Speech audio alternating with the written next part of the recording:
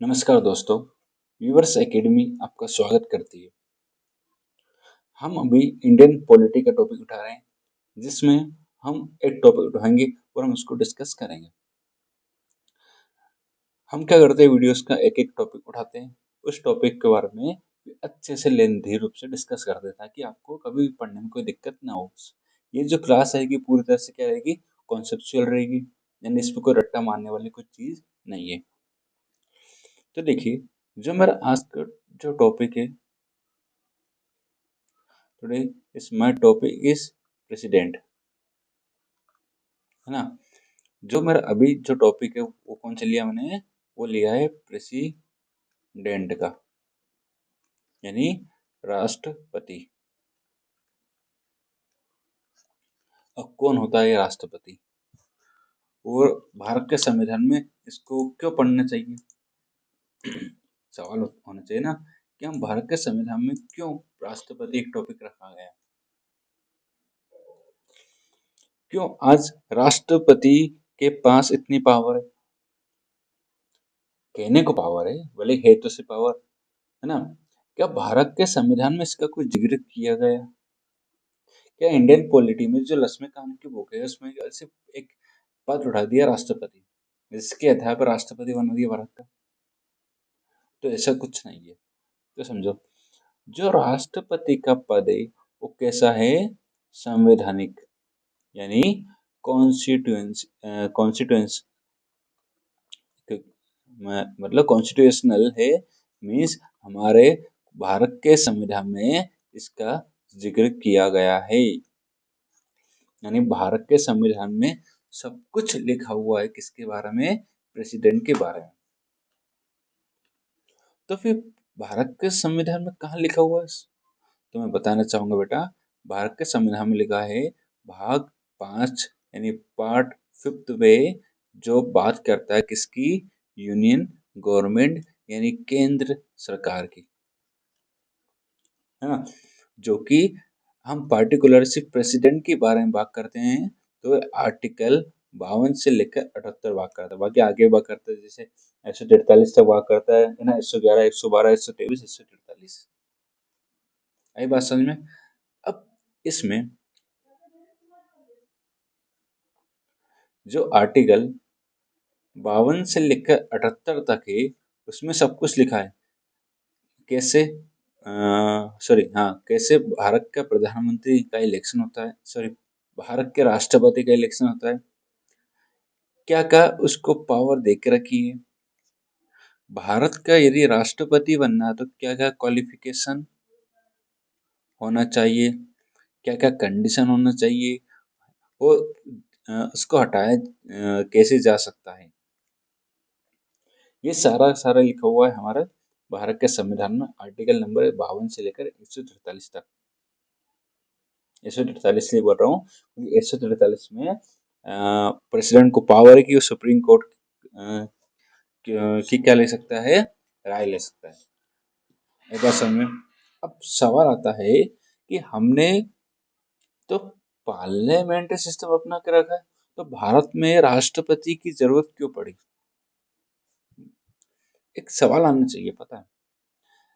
मैं अभी इंट्रो मैंने स्टार्ट करा ही नहीं, अभी तो मैं सिर्फ एक पूरा आपको होता ना बेस तैयार कर रहा हूँ, किसके बारे में, राष्ट्रपति के बारे में। कैसा बेस, देखो बेस तैयार करने से पहले हमारा कॉन्सेप्ट पर थोड़ा ध्यान देना चाहिए।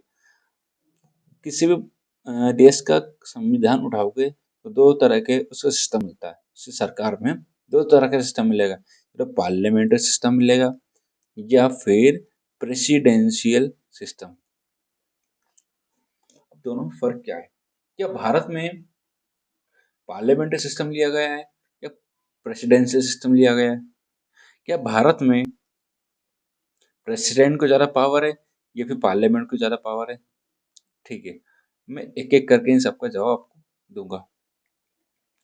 तो जवाब में देने के लिए पहले मैं ये बताऊंगा कि पार्लियामेंट्री सिस्टम होता क्या है, जानना जरूरी है ना। एक बहुत इम्पोर्टेंट हिस्सा है ना। देख लो, पार्लियामेंट्री सिस्टम वो होता है जहां पर सबसे बड़ी जो पावर थी किसके हाथ में थी? पार्लियामेंट के हाथ में। अब पार्लियामेंट में बैठता कौन है? अच्छा, पार्लियामेंट में तो बैठते हैं एमपीस, यानी मेंबर ऑफ पार्लियामेंट, और सांसद वगैरह। तो क्या करते हैं वो? खिचड़ी बनाते हैं? नहीं, वो बनाते हैं कानून। यानी कानून बनाने की सबसे बड़ी बॉडी क्या होती है यहाँ पर? पार्लियामेंट। यानी पार्लियामेंट में जो कानून बनेगा वही पूरे देश में लागू होगा, चाहे वो हम इंडिया की बात ले लें या किसी और कंट्री की। हमने यहाँ पर क्या लेकर रखा है? हम लोगों ने लेकर रखा है पार्लियामेंट्री सिस्टम, यानी संसदीय सिस्टम, संसदीय व्यवस्था। सो अब पार्लियामेंट्री सिस्टम में क्या होता है? इसमें जो पूरी एग्जीक्यूटिव पावर रहती है किसके हाथ में रहती है? पीएम के हाथ में। अब पीएम मतलब प्राइम मिनिस्टर, यानी प्रधानमंत्री। जो सरकार का जो सरकार का हेड होता है वो कौन होता है यहाँ पर? पीएम, ना कि प्रेसिडेंट। अब पार्लियामेंट्री सिस्टम के अंदर जो प्रेसिडेंट है उसको क्या मिलती है? मात्र नाम मात्र की शक्तियां, मीन्स नॉमिनल, है ना। मतलब पार्लियामेंट्री सिस्टम के अंदर सिर्फ प्रेसिडेंट को क्या माना जाता है? नॉमिनल हेड माना जाता है। और वहीं पर सॉरी, हाँ, प्राइम मिनिस्टर को क्या माना जाता है? एग्जीक्यूटिव हेड, यानी सरकार का वो क्या होता है? एक सबसे बड़ा हेड होता है। यहाँ तक कोई समस्या नहीं आनी चाहिए, ये मैंने बता दिया किसके बारे में? पार्लियामेंट्री सिस्टम के बारे में। अब बात करता हूँ मैं प्रेसिडेंशियल सिस्टम की।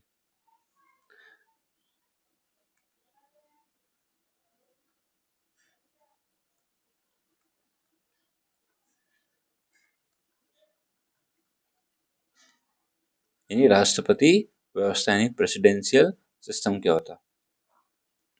तो सुनना, सबसे पहले प्रेसिडेंशियल सिस्टम में जो इलेक्शन होता है वो होता है डायरेक्ट। अब मैं इंडिया के बारे में बात करता हूँ। इंडिया में क्या है? सर, इंडिया में तो क्या है? Parliamentary system. तो इंडिया में पार्लियामेंट्री सिस्टम है, तो इंडिया में जो इलेक्शन होते हैं वो कैसे होते हैं? इनडायरेक्ट। यही बात समझ में। अब प्रेसिडेंशियल सिस्टम में जो इलेक्शन होते हैं वो कैसे होते हैं? Direct election. प्रेसिडेंशियल सिस्टम में जो प्रेसिडेंट रहता है वो क्या रहता है? एग्जीक्यूटिव हेड, है ना। और बल्कि पार्लियामेंट्री सिस्टम में क्या रहता है? Nominal head. इसके पास कर दी सरकार का सबसे बड़ा क्या होता है? ये मान चलो सरकार का हेड होता है कौन? प्रेसिडेंट, प्रेसिडेंशियल सिस्टम में। और पार्लियामेंट्री सिस्टम में कौन होता है? आपका प्राइम प्राइम मिनिस्टर। जो प्रेसिडेंशियल सिस्टम है उसका सबसे बेस्ट एग्जांपल है यूएसए, और पार्लियामेंट्री सिस्टम का सबसे बेस्ट एग्जांपल है इंडिया। यहाँ तक कहानी क्लियर है? ठीक है। अब भारत ने कौन सा सिस्टम अपनाया? तो भारत ने अपनाया है पार्लियामेंट्री सिस्टम। तो फिर हम प्रेसिडेंट पढ़ क्यों रहे हैं? अब हम पढ़ते हैं प्रेसिडेंट के बारे में। अब पता चलेगा हम प्रेसिडेंट क्यों पढ़ रहे हैं। एक बार स्वयं आप डालो हेडिंग प्रेसिडेंट। जो प्रेसिडेंट का जो जिक्र किया गया है वह हमारा भारत के संविधान में किया गया है। भारत के संविधान का भाग 5 जो आर्टिकल कहाँ से कहा तक है? आर्टिकल 52 से लेकर भाग प्रेसिडेंट के बारे में बोल रहा हूँ ना। 52 से लेकर 78, 123, 143 भी आप बोल सकते हो। दूसरा, जो प्रेसिडेंट होता है वो क्या होता है? नॉमिनल हेड, यानी नाम मात्रा का क्या होता है? वो हेड होता है। हम्म। अब जो प्रेसिडेंट के इलेक्शन होते हैं वो कैसे होते हैं? इनडायरेक्ट। अब यहीं से रोकना चाहूंगा कि प्रेसिडेंट के इलेक्शन इनडायरेक्ट क्यों होते हैं, डायरेक्ट हमने क्यों नहीं रखे। तो सुनना, हमारे यहाँ सिस्टम है पार्लियामेंट्री सिस्टम। यदि हम प्रेसिडेंट का इलेक्शन भी डायरेक्ट रख देते तो कहीं ना कहीं क्या हो जाता है, एक कॉन्फ्लिक्ट जैसी सिचुएशन आ जाती। फिर सवाल उठता कि आखिर पावर किसको ज्यादा देनी है, प्रेसिडेंट को दे या पीएम को दे, है ना। पावर किसको ज्यादा देनी है, या पीएम को दो या फिर प्रेसिडेंट को दो। तो हमने क्या करा है, प्रेसिडेंट को मात्र क्या रखा है यहाँ पर, नॉमिनल हेड। अब जो नॉमिनल हेड है, डायरेक्ट इलेक्शन की कोई जरूरत नहीं है, तो हमें क्या रखना है इसका, इन डायरेक्ट इलेक्शन यानी अप्रत्यक्ष रूप से चुनाव। और पीएम का क्या होता है, पीएम कौन मानता है, member of parliament. Member of parliament का इलेक्शन कैसे होता है, डायरेक्ट रूप से।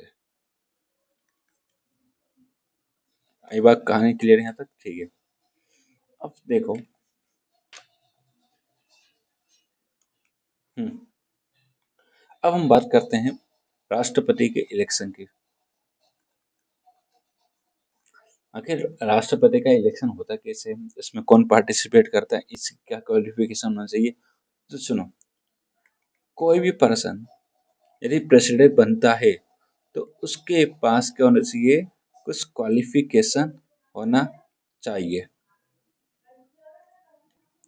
क्या क्वालिफिकेशन होना चाहिए, सबसे पहले he should be, he should be citizen of India.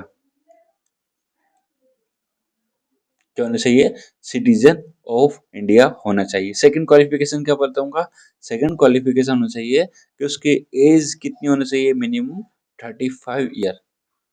तीसरी क्वालिफिकेशन क्या बताऊंगा, तीसरी क्वालिफिकेशन ये बताऊंगा कि वो किसी भी हाउस का मेंबर नहीं होना चाहिए, या लोकसभा हो या फिर राज्यसभा, राज्यसभा हो या फिर लोकसभा हो, इन दोनों का वो मेंबर नहीं होना चाहिए। कौन, प्रेसिडेंट।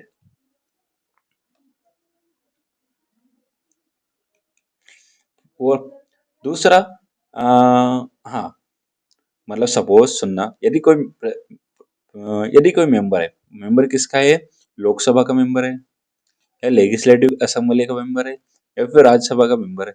यदि मान लो किसी का भी मेंबर है, तो उसको प्रेसिडेंट का क्या लड़ना है, चुनाव। प्रेसिडेंट का क्या लड़ना है, उसको चुनाव लड़ना है। अब जब उसको प्रेसिडेंट का चुनाव लड़ना है, तो सबसे पहले उसको क्या देना पड़ेगा, उसको देना पड़ेगा रिजाइन। रिजाइन का सीधा सीधा मतलब ये है, उसको अपना पद छोड़ना पड़ेगा, यानी अपनी जो सदस्यता है उसको छोड़ना पड़ेगी। पद की जगह में यूज करते हैं यहाँ पर सदस्यता, यानी उसको अपनी मेंबरशिप को छोड़ना पड़ेगा। किसको छोड़ना पड़ेगा, राष्ट्रपति, सॉरी, राष्ट्रपति बोल रहा हूँ, जो पर्सन राष्ट्रपति का चुनाव लड़ना चाहता है उसको। यहाँ तक कहानी क्लियर है ना। मैंने क्या बताया अभी तक, मैंने ये बताया कि सबसे पहले मैंने बात करी प्रेसिडेंट पार्लियामेंट्री सिस्टम के बारे में, डिफरेंस क्रिएट करा आपके मन में, ये दोनों में बहुत बड़ा डिफरेंस है, विशेष प्रेसिडेंट। दूसरा मैंने बताया कि इंट्रो बात करी हमने, किसके इंट्रो के बारे में बात करी, किसका परिचय हमने देखा, हमने राष्ट्रपति यानी प्रेसिडेंट का परिचय देखा। फिर हमने क्या देखा, यहाँ पर उसकी इलेक्शन के लिए जो क्वालिफिकेशन होनी चाहिए हमने वो देख ली। आखिरी बात है ना, इसके चुनाव में कौन कौन पार्टिसिपेट करता है हमें वो देखना, हम जगह देख लेते हैं थोड़ी सी।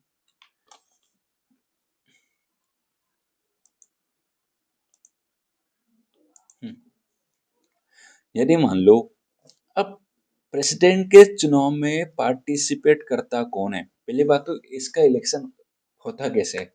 तो प्रेसिडेंट का जो चुनाव होता है वो होता है इनडायरेक्ट। इनडायरेक्ट यानी अप्रत्यक्ष रूप से। क्यों होता है इनडायरेक्ट, क्योंकि जो प्रेसिडेंट है मात्र नॉमिनल हेड है। यदि हम डायरेक्ट इलेक्शन रखते हैं तो कहीं ना कहीं क्या हो जाता है, पीएम और प्रेसिडेंट के बीच क्या हो जाता है, कॉन्फ्लिक्ट हो जाता है, हो जाता है कॉन्फ्लिक्ट। तो फिर हमने क्या रखा है,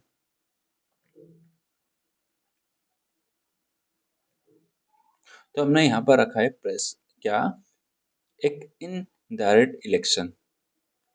अब इनडायरेक्ट और डायरेक्ट इलेक्शन क्या होता है, डायरेक्ट इलेक्शन होता है जिसमें हम सीधे रूप से इलेक्शन में पार्टिसिपेट करते हैं, वो होता है in direct election. Sir direct election वो क्या होता है, डायरेक्ट यानी डायरेक्टली हमने क्या दिया उस पर्सन को जाकर वोट दिए। इनडायरेक्ट यानी हमारी तरफ से हमने जिस मेंबर को चुना है वो हमारी तरफ से करेगा, वोट देगा। उसके लिए हम लोग क्या निकालेंगे, वोट वैल्यू निकालेंगे। तो इनडायरेक्ट इलेक्शन के बारे में बात करूंगा। तो इनडायरेक्ट इलेक्शन में कौन कौन पार्टिसिपेट करता है, कौन वोट दे सकता है, तो उसके लिए एक होता है इलेक्टोरल कॉलेज। क्या होता है, इलेक्टोरल, सॉरी,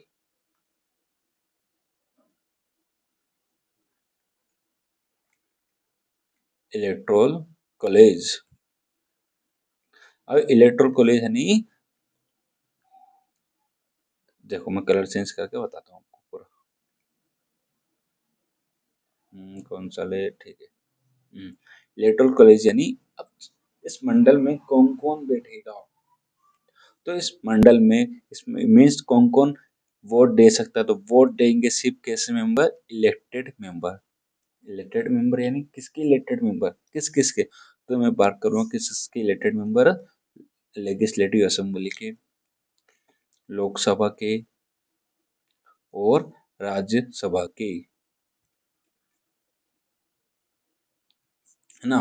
क्या बात करूंगा, राज्यसभा के यानी लोकसभा के, राज्यसभा के, वो इलेक्ट लेजिस्लेटिव असेंबली के इलेक्टेड मेंबर किसमें पार्टिसिपेट करते हैं, प्रेसिडेंट के चुनाव में पार्टिसिपेट करते हैं। ये बात समझ में, सिर्फ इलेक्टेड मेंबर बोल रहा हूँ मैं, है ना, नॉमिनेट मेंबर की कोई बात ही नहीं हो रही यहाँ पर। अब इसलिए तो बोलते हैं कि जो आपका इलेक्शन सिस्टम में वो कैसा, क्वासी जुडिशियल, यानी क्या बोल रहे हो आप, देखो आप लेजिस्लेटिव असेंबली के इलेक्टेड मेंबर रख रहे हो एमएलएस को, लोकसभा के मेंबर रख रहे हो, राज्यसभा के मेंबर रख रहे हो वो भी इलेक्टेड, ठीक है, जो हमने चुने हैं आप उनको रख रहे हो, नॉमिनेट क्यों नहीं रख रहे हो, ठीक है, अब इलेक्शन करने में रख रहे हो, हटाने में क्यों उनको रख रहे हो, बहुत बड़ा सवाल उठ के आता है, जो इसलिए हम लोग उसको बोलते हैं कॉस, यानी आधा सही आधा मतलब कुछ और जा रही कहानी, कुछ और बयां कर रही, ठीक है। तो आज की क्लास में यहीं तक छोड़ूंगा। बाकी अब पूरा इलेक्शन कैसे होता है वो हम पूरी एक क्लास में करेंगे, क्योंकि क्या होगा, अभी मैं इलेक्शन समझाने बैठ गया तो पूरा 1 घंटा क्या ले लेगा, वो इलेक्शन ले लेगा ना। तो मैं क्या करूंगा, उसको नेक्स्ट वीडियो में आपको पूरा इलेक्शन सिस्टम बताऊंगा, किसका, प्रेसिडेंट का। तो हम लोग मिलते हैं नेक्स्ट वीडियो में, तब तक के लिए आप एंजॉय करो, पढ़ाई करो और अपना भविष्य बनाओ। ओके, धन्यवाद, थैंक यू वेरी मच।